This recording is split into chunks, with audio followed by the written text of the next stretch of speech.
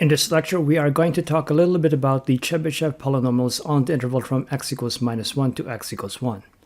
In particular, we will talk about the monic Chebyshev polynomial t sub n of x whose degree n is a non-negative integer. We set t sub 0 of x equal to 1, and we set t sub 1 of x equal to x.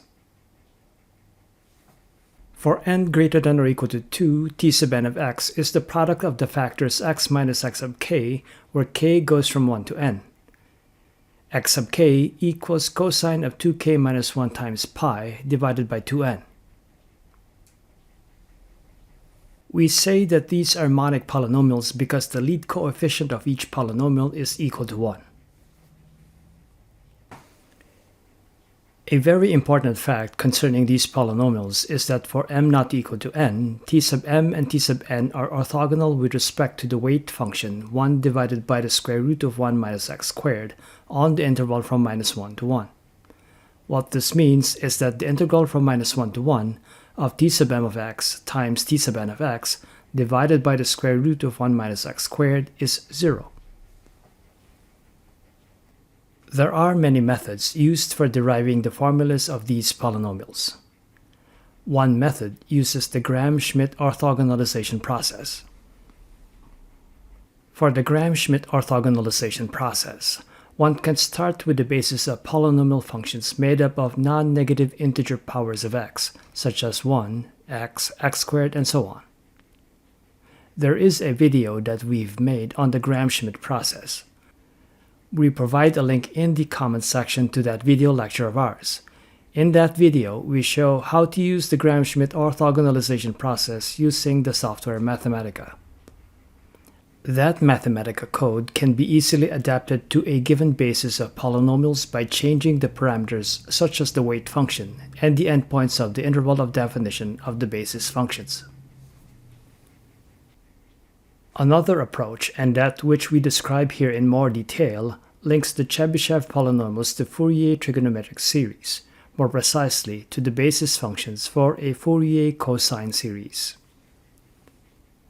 To get started with this approach, for every x on the interval from -1 to 1, we let theta equal arc cosine x. So cosine theta is x, and theta is on the interval from 0 to pi. Before we can obtain the Chebyshev polynomials, we first define a set of polynomials p sub n of x for non-negative integers n. We define p sub n of x equal to cosine n times arc cosine x, or cosine n theta.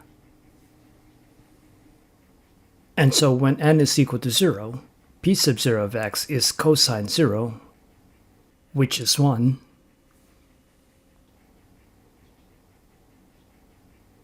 and when n equals 1, p sub 1 of x is cosine theta, which is equal to x.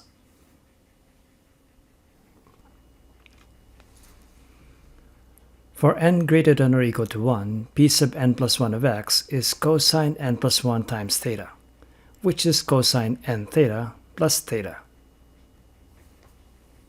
Using the formula for the cosine of the sum of two angles, p sub n plus 1 of x equals cosine n theta times cosine theta minus sine n theta times sine theta.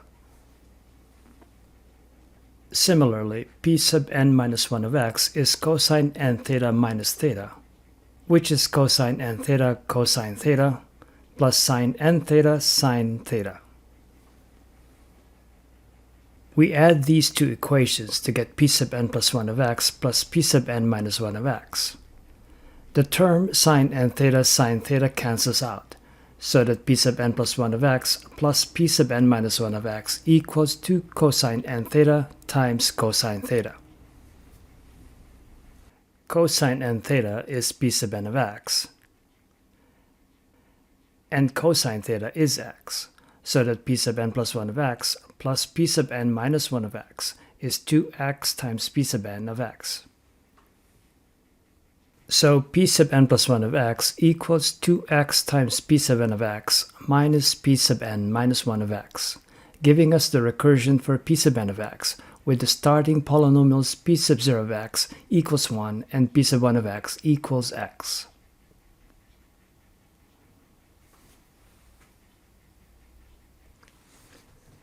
We now establish the orthogonality of these polynomials with respect to the weight function w of x equals 1 divided by the square root of 1 minus x squared. The inner product of p sub m of x and p sub n of x with respect to w of x is the integral from minus 1 to 1 of p sub m of x times p sub n of x divided by the square root of 1 minus x squared. We use the equation cosine theta equals x to make a substitution. Obtaining the differential of both sides of the equation, we get minus sine theta d theta equals dx. On the closed interval from 0 to pi, sine theta is non-negative. Therefore, sine theta equals the square root of 1 minus cosine squared theta.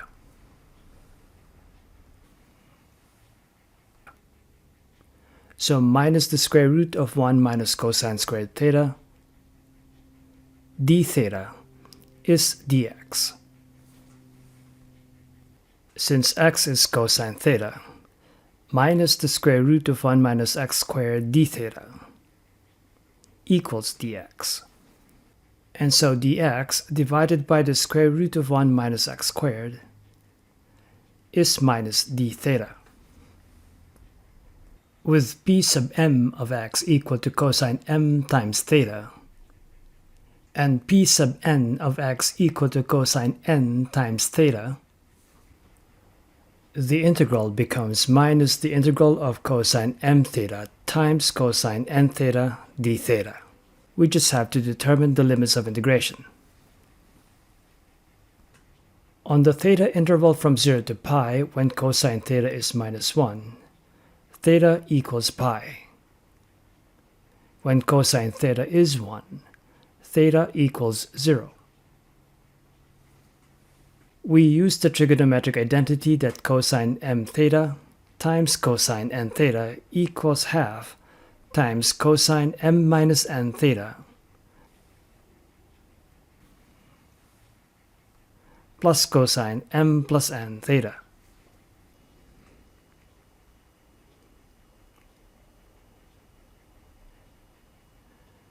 The antiderivative is equal to minus 1/2 times sine m minus n theta over m minus n plus sine m plus n theta over m plus n.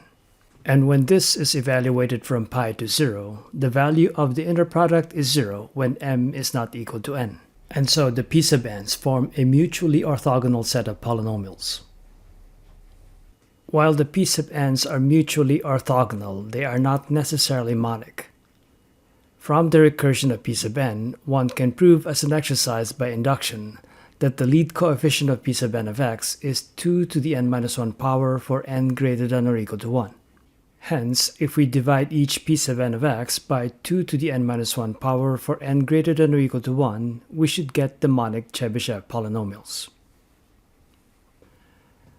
Let t sub n of x be the monic Chebyshev polynomial of degree n.